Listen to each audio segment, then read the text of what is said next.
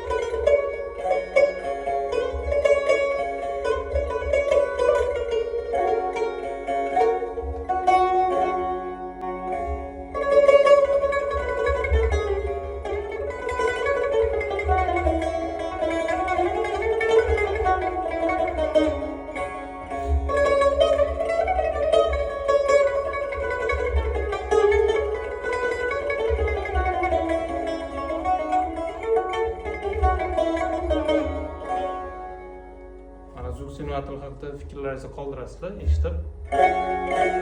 Zvukchani qanaqa beryapti, ob'emi qanaqa, torni o'zini tabiiy ovozini beryaptimi? Bugun san'atkorlarga eng kerakli bo'lgan narsamiz zvuk simulatorlar. Mana ko'rishlaringiz mumkin. Bugun xudo xolasa sotuvda. Bu ruchnoy roboti, Xitoydan keladigan zvuk simulatorlar emas. Masalan, 200 ming, 300 mingga Xitoydan keladigan gitaralar uchun moslashgan zvuk simulatorlar olib torga qo'yishadi. U torni o'zini tabiiy zvukchanasini bermaydi.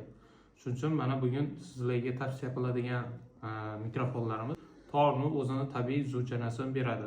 Videosini ham qo'yamiz, o'zlaringiz ko'rib bahosangiz.